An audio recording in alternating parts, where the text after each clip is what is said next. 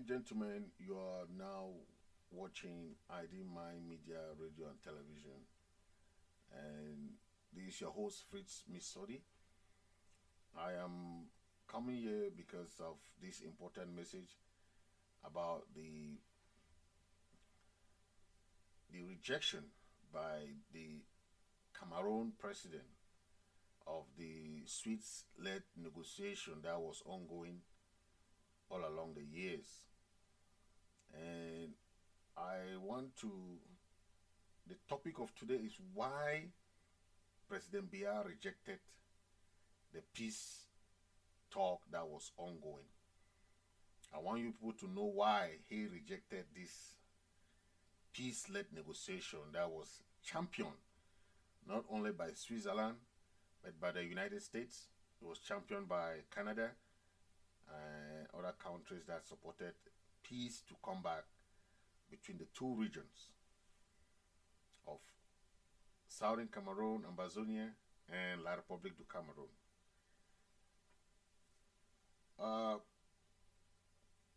The first thing I want us to understand is that this war has been going on for the past 6 years.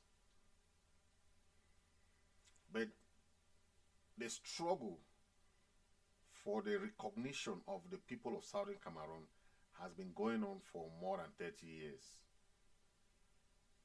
The people of Southern Cameroon have opted for peaceful solution for the past years.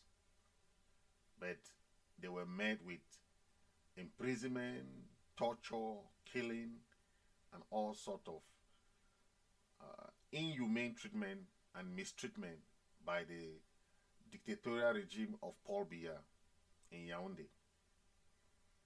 Today, the people of Southern Cameroon have taken the baton of power in their hands. They decided that enough is enough. That is why in 2016, they took to the streets with their peace plans. They took to the streets with all sorts of peaceful protests, where the lawyers and the teachers took to the streets. They were met with all sorts of beatings, torture, and all kinds of mistreatment, imprisonment. That is the nature of the government of Mr. Paul Biya. When you see a dictator government, nobody tell you it's a dictator government. You see it because you know it. You see what they do. But I want to talk about the Swiss-led negotiation.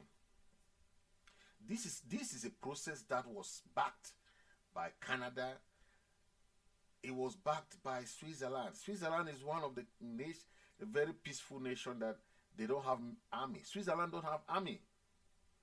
They have the police force that take care of all their criminal activities. Anything that is crime or whatever is done by the police in Switzerland. That is where the headquarters of the United Nations is also found. That is the second headquarters of the United Nations. Geneva. You have heard of the Geneva Convention against human rights and torture. That's the headquarters of Switzerland. The headquarters of Switzerland is Geneva.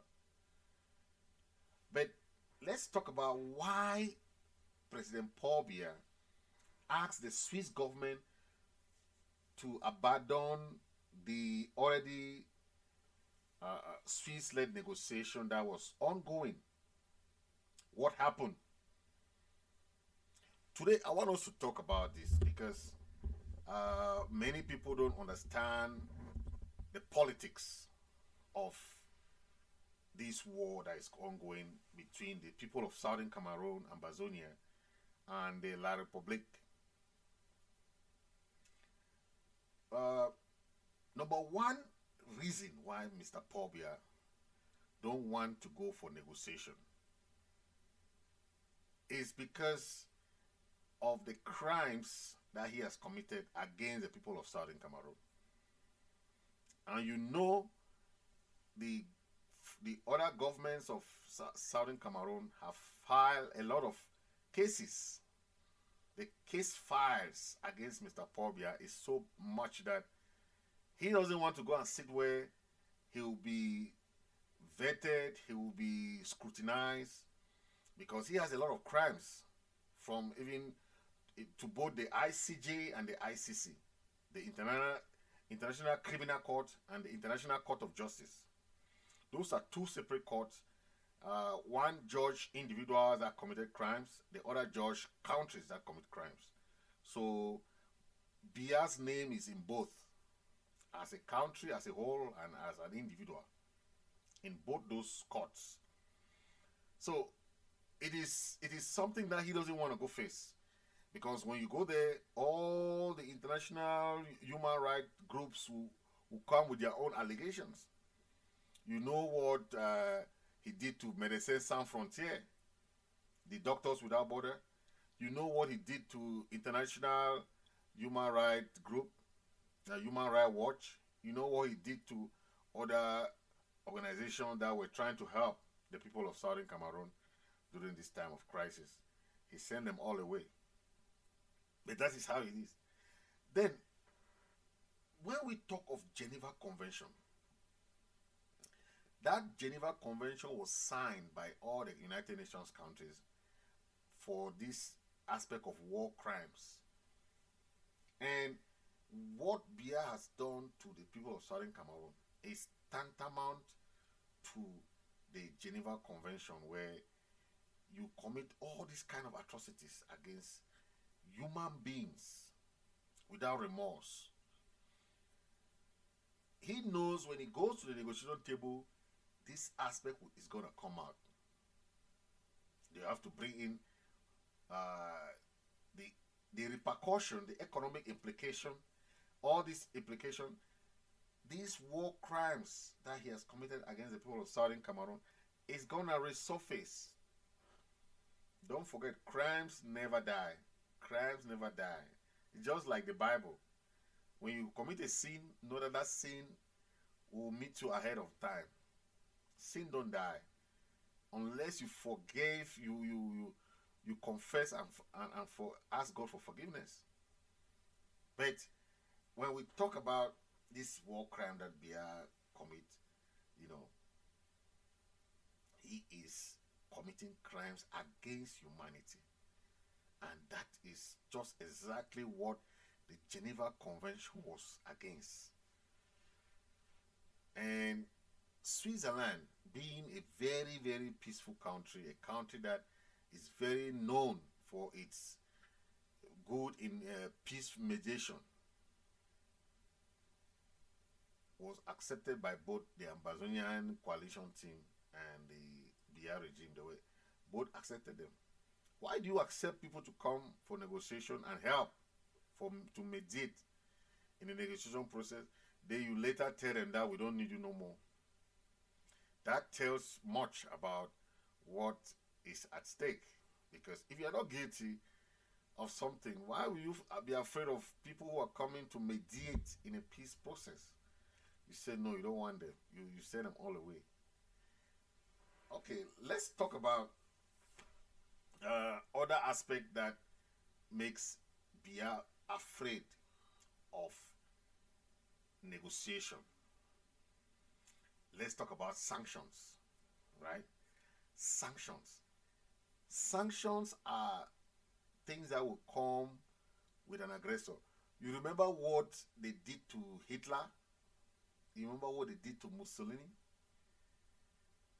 Good. Hitler and Mussolini,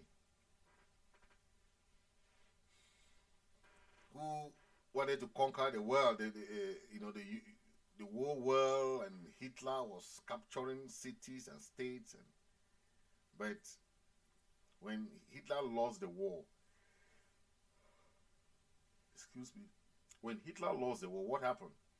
He paid reparations because he was the aggressor. And all the countries that Hitler had taken over, like colonial master, were taken over from them. So you lost territory, you lost money, you lost everything. That is what happened to Germany back then. when Hitler was a leader.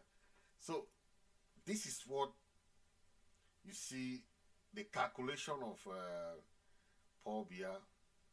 He's thinking of, oh, they might give me sanction if I stop the thing now. It's better I just continue. Because sanctions come in many different ways that you don't know, you know. Think about it. How many people has Biya's rogue military have killed in our country? More than 40,000 people have lost their life. Innocent civilians. How many people, how many homes have been burnt down? How many lives have lost? That is what we're talking about. And if the international community want to sanction Biya today, man, Biya will go to jail immediately. He will not even wait, because sanctions go with all those things. But he is afraid of negotiation, because he knows that negotiation comes with everything. Negotiation is not only about negotiating a peaceful separation. It comes with all the things that you have done to that country too. So you think that what he's doing is going to go in vain? No. All the families that have lost their homes, he's going to pay. He ordered his army to burn those houses. It's his scorched earth policy that is going on in Southern Cameroon. So he's afraid when he goes to this negotiation, these sanctions going to come up. And when they talk of sanction, they will know who is the illegal occupier. When you go illegally to somebody's land or somebody's country, you are the aggressor. And the aggressive power, when you lose the election, if you lose the war, you are being fined to pay reparations. They call it reparations, but reparations come with a lot of different things. You pay the families of the deceased. You pay the family that lost their homes. You pay the families that were displaced. You pay. So it's a whole bunch of things that comes when they talk about reparations. It's not a small money. So no matter what Biya is trying to dodge and hide from his responsibility, he will pay for in one way or the other. There is no way you can attack a country and abandon them to die. A country that is not yours.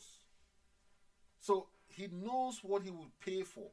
He's trying to dodge from this negotiation so that he will not pay all these things. But mark you, it's not about it, how many years he delays.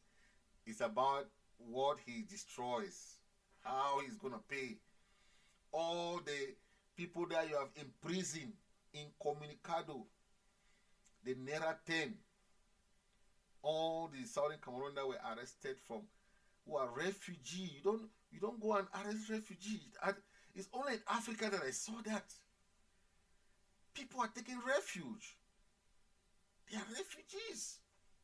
How many refugees are all over the world? How can you go and arrest refugees, send them to a country where they are running from?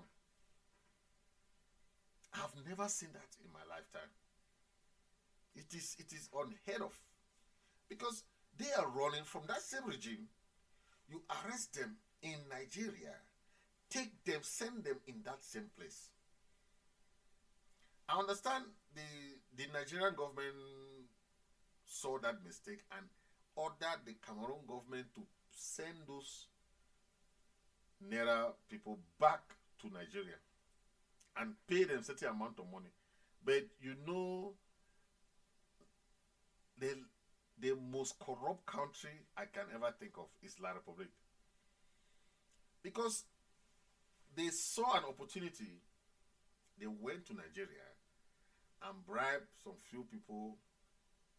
It's not Nigeria that did it. It's just some few individuals that did those arrangements and arrested all those leaders and took them to Cameroon. It was not like the Nigerian government knew. That's why when the Nigerian government, those hierarchy people saw it, they say, what? Is this what happened? they ordered the court to pass a resolution so that they should bring all them back. Because some of them are Nigerian citizens already.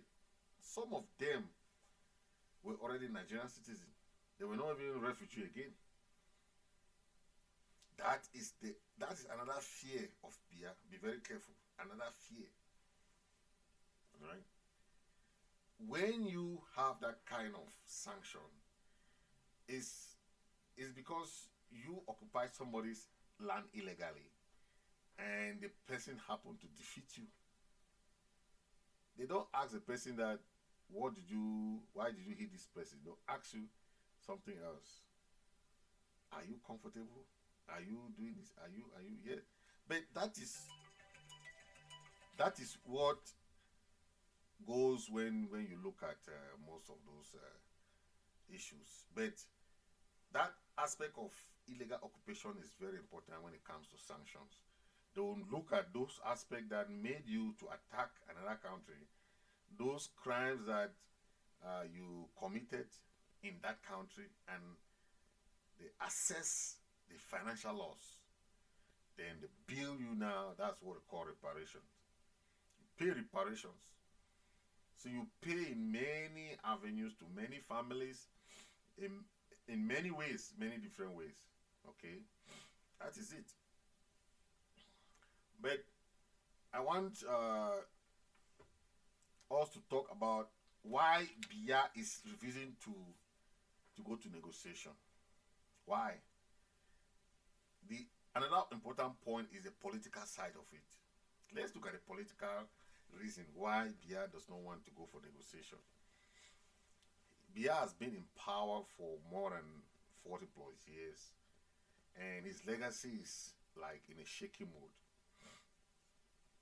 Why do you think Macron came to La Republique, to Yaoundé? Is to see who Biya think he can put there when he leaves office.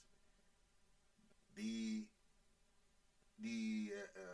choice of Frank Biya is very tricky. Macron has warned Biya not to put Frank Biya there. They say, okay, you have to look for somebody else. Don't put your son, because it will cause chaos. So they are looking now for somebody within their CPDM Mami Wata kingdom.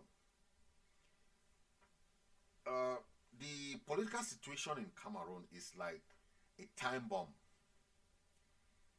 and there will be a war in that country. There's no way even prayers cannot heal that one. There will be a war, civil war there. But Biya is trying to look at his timeline. If he passes away, he want to still keep that impression that he's winning the war in Southern Cameroon, whereas it's not winning. If you look at the situation now, he is telling France, oh, you see, I'm winning the war. You saw that we quell all the this and that, and okay, things are going back to normal. Good. Macron came there to ask him, is that true? Is that what is going on? If that's what is going on, then withdraw from the negotiation. Don't go for negotiation again. That's the work of France. France is the one giving bad advice to all these presidents across Africa, Francophrique. All these Francophrique presidents, it's France that is giving them those advice and putting them in big shit, big trouble all the time. You see, France came to Yaoundé and was advising Biya to forget about, he called it, he said forget about shenanigans. The issue here is, Macron has warned him not to put his son because he knows what is going on. But the conflict that will come, you see, will range between La Republique, the Betis, against the Bamlekes and the Hausas. The Hausas against the Ewondo and the Beti.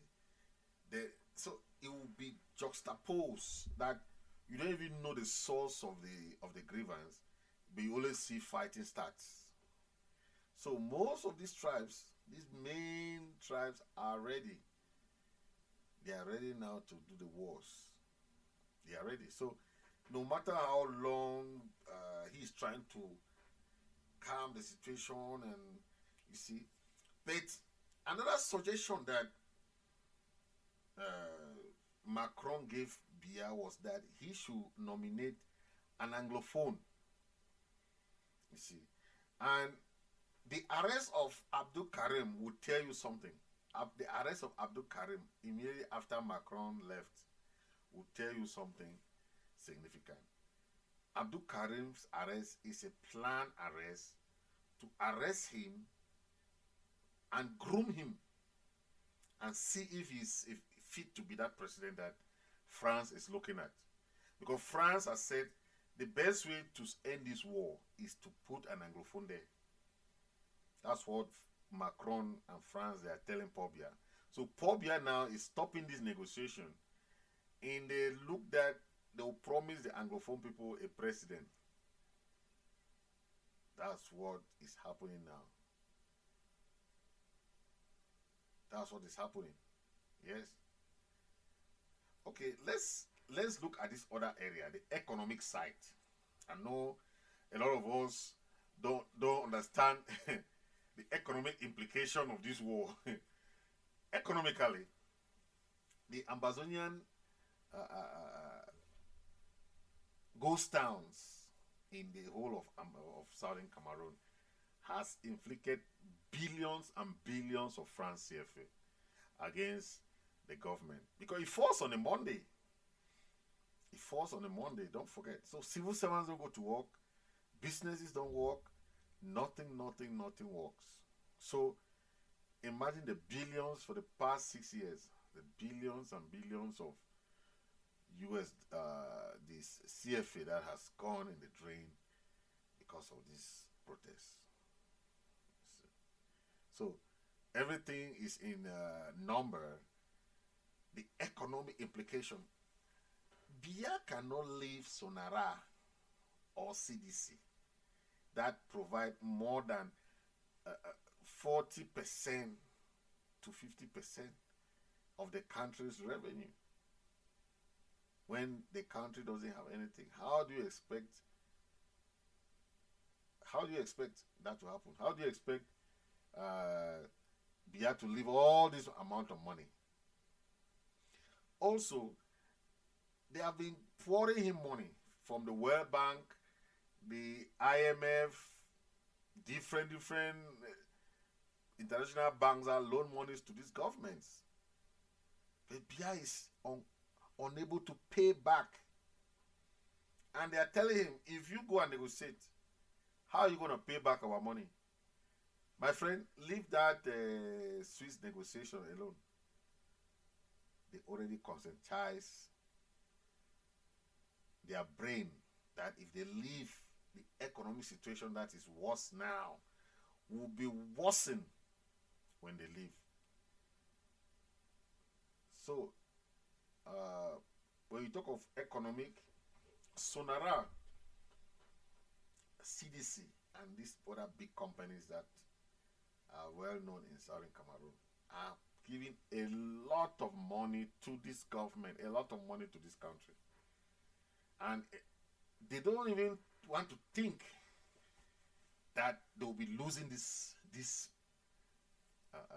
opportunities that they are making, this huge sum of money that they are making in Ambazonia. So it's just like, oh my God, how am I living this? Because they know if they go for negotiation, the people of Southern Cameroon now are so united that very united that they don't want to lose any sense, in any sense of the whole thing. But let's focus on the economic sabotage that has been going on. Okay, the economic sabotage that has been done by the Ambazonian governments is so huge on the, the brasserie, the brewery company It's not anymore. They have moved all these, big companies and some taking the headquarters. CDC is in Victoria, Limbe, but the headquarters is in Yaoundé. Sonara, the oil coming from Sonara is not tapped in Limbe. They did a pipeline going on that right to Kribi. So you can get a heads up of why Biya don't want to go to this thing, because it will cause a lot of problem, not only to him, a lot, not only to him. So the loss of those territory, library, a lot of laws that has happened. If you look at the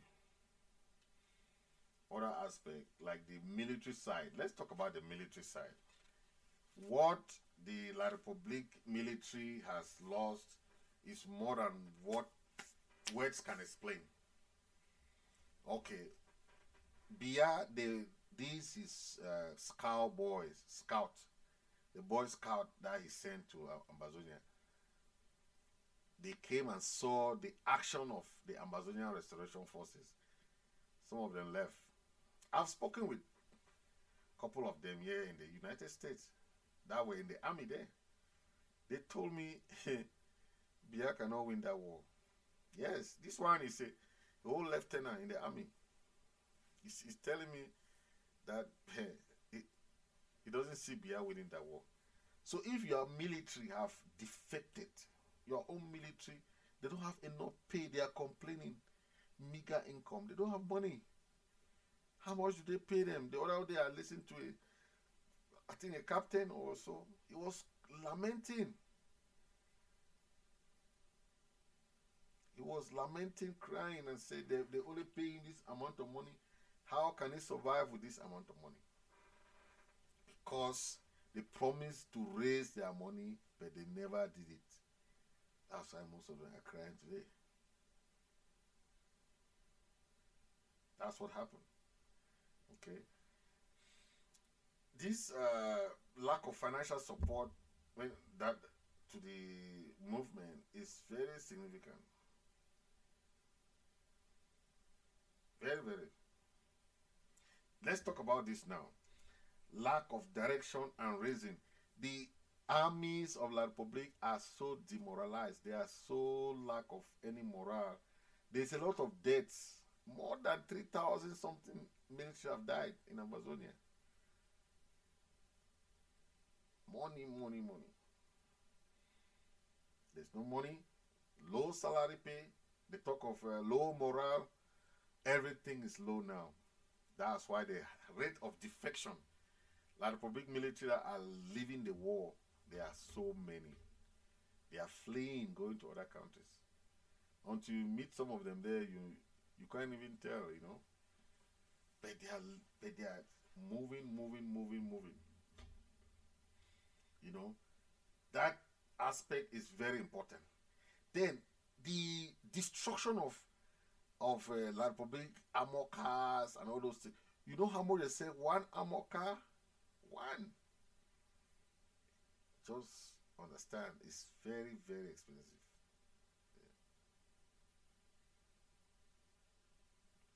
Yeah. Next, let's talk about this aspect of let me see. I had some other aspect that was very important aspect for us to talk about.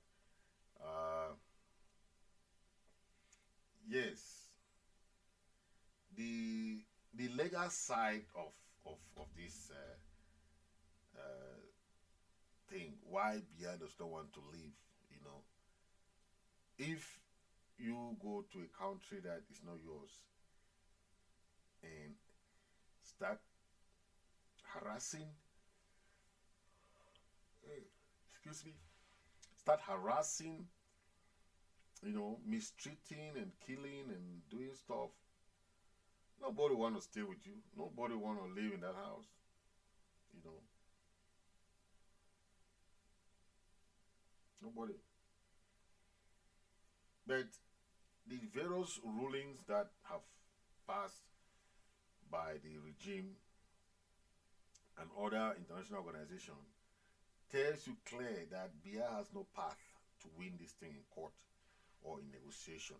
So he cannot even go there because of fear of the unknown.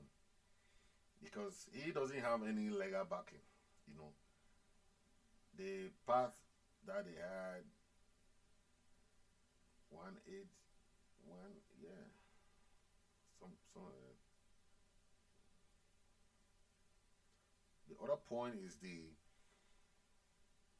aspect of the weakness, and that weakness stems from, remember the Banjul, the court in Banjul passed a declaration, a resolution that granted Southern Cameroon its hegemony. You know, you remember the Bakassi Peninsula issue. You know, our people won. They won. Good. The other one is weakness. La Republique, Biya does not want to stand in the position of weakness.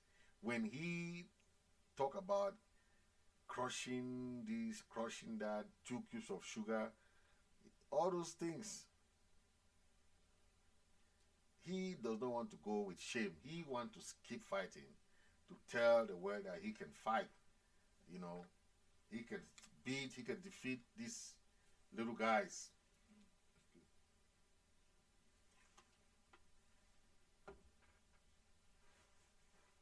So that is one of his beliefs, that he can make it. He can make it, or he's progressing. He thinks. That's why I want to say all these things are being backed by France. Okay, whatever Biya is doing, is not doing it alone. Yes. So it's a very important point to note that Biya is owing a lot of money because of this material that he's buying, the armor cars and all those things. They are spending a lot of money. So it's very important for us to know this, because Biya has never respected any international law or the policy thing. Biya has not brought us that. He never did that.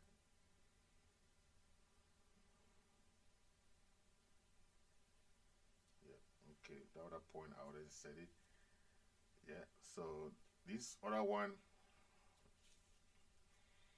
yeah, good points. But now let's look at his his policy against the people of Southern Cameroon. We were led by this kind of mentality that we are inferior. You know, no books, no history books, nothing, nothing. We're talking of the people of Southern Cameroon. None.